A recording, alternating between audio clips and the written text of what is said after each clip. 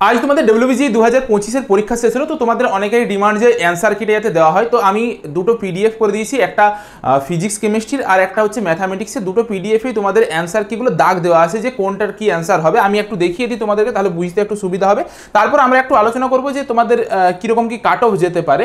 দেখো আমি আগে একটা ম্যাথামেটিক্সেরটা দেখাই। এটা হচ্ছে ম্যাথামেটিক্সেরটা আমি দেখাতে চলছি। তোমরা এই ভিডিও ডেসক্রিপশন বক্সে কমেন্টের লিঙ্কটা পাবে, সেই লিঙ্কের থ্রু গিয়ে পরে তুমি দেখতে পাবে।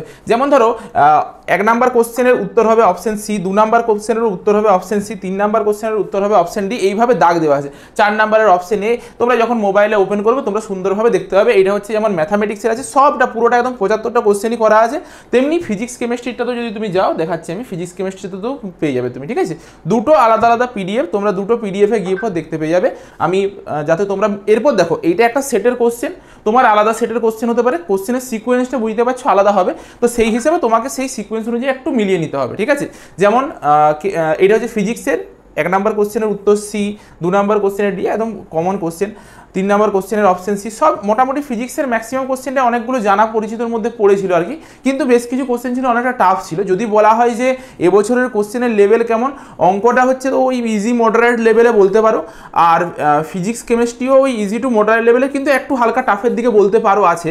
তো এরপর যদি বলা হয় যে বিগত বছরের তুলনায় এবছরের মানে কীরকম কী কোশ্চেনটা এসছে, বিগত কয়েক বছর যদি তুমি দেখো 2-3 বছরের হিসাবেও এবছর তুলনামূলকভাবে একটু টাফ কোশ্চেন এসছে, ঠিক আছে, অন্য বছরের তুলনায় একটু টাফ কোশ্চেন এসছে। তো সেই হিসেবে বলা যেতে পারে যে হয় কাট অফটা ওই জায়গাতেই থাকবে আগের বছরের যেটা ছিল, নয়তো তার থেকে একটু কমতে পারে কাট অফ, ঠিক আছে। মানে তুমি কম মার্কসেই একটা ভালো র্যাঙ্ক আশা করতেই পারো। তো সেই হিসাবে আমি একটু দেখিয়ে দিই যে বিগত বছরে কীরকম কী মার্কসে কীরকম কী র্যাঙ্ক হয়েছিল, সেটার একটু লিস্ট আমি দেখাই, তুমি দেখলে বুঝতে পারবে। যেমন আগের বছর 155 যে তোমার স্কোর করেছিল, তার র্যাঙ্ক হয়ে গিয়েছিল 22, 129 করে 101 র্যাঙ্ক করেছিল। দেখো আমি এই বিষয়ে কত কি কাট অফ যাবে তা নিয়ে একটা আলাদা সেপারেট কালকে সকালবেলা একটা ভিডিও দেবো, সেটাতে পুরো ডিসক্লোজ করা হবে, মানে পুরোটা একদম বলবো যে কেন বলছি এটা হবে। আর তার সাথে আমরা প্রতি বছর পশ্চিমবঙ্গের মধ্যে আমরা একমাত্র আছি যারা আমাদের নিজস্ব অ্যাপে ডব্লিউবিজিএই বলো, জেনপাস বলো, এএনএমজিএম বলো, বা আমাদের এই ওয়েস্ট বেঙ্গল বোর্ডে যত যত ম্যাক্সিমাম এক্সাম হয় কম্পিটিটিভ লেভেলের, সব এক্সামগুলোর হচ্ছে র্যাঙ্ক প্রেডিক্টর দিয়ে থাকি, তোমার কলেজ প্রেডিক্টর দিয়ে থাকি, আর হচ্ছে তোমার কোন কলেজে কত কি কাট অফ যায় না যায় সব কিছু নিয়ে পরে আমাদের অ্যাপে একটা সেকশন করা থাকে, ম্যাজিক লিঙ্ক বলে। প্রতি বছর প্রায় লাখ লাখ ছেলেমেয়ে ওখান থেকে গিয়ে পরে ওগুলো দেখে, ঠিক আছে, প্রতিটা এক্সামেই দেখে। তোমরা ওখান থেকে এবছরও তোমাদের জন্য করে দেওয়া হবে। তোমরা নিজেদের র্যাঙ্কটা যখন বেরোবে, র্যাঙ্ক কার্ডটা তুমি নিজের র্যাঙ্কটা পুট করলে ওখান থেকে তোমার নিজের কোন কলেজটা তুমি পেতে পারো দেখে নিতে পারবে। আর তার সাথে এবছর আমরা চেষ্টা করছি স্কোর, মানে র্যাঙ্ক প্রেডিক্টর যেটা বলে, স্কোর ফেললে র্যাঙ্ক চলে আসবে, সেটাও দিয়ে দেওয়ার চেষ্টা করছি।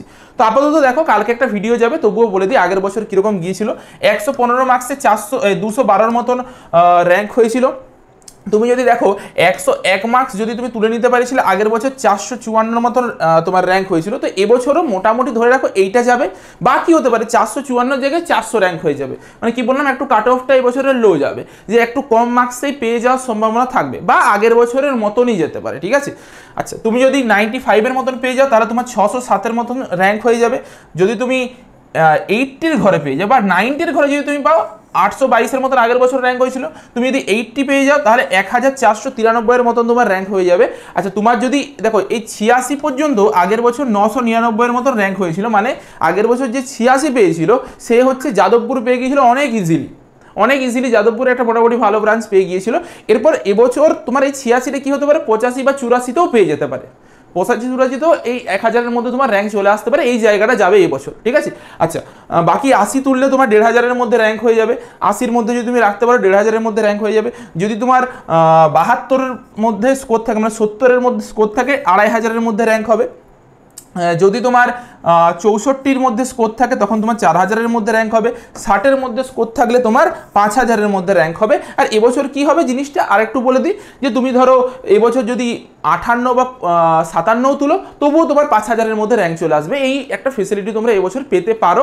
কাট অফটা একটু লো যেতে পারে, আমি এই নিয়ে বিস্তারিত পরে আলোচনা করবো। যারা ধরো 40 প্লাস পাবে, 45 প্লাস পাবে বা 40 প্লাস পাবে, তাদের হচ্ছে তোমার 15000-এর মধ্যে র্যাঙ্ক হয়ে যাবে। এটা একটা তোমাদেরকে জিস্ট বললাম।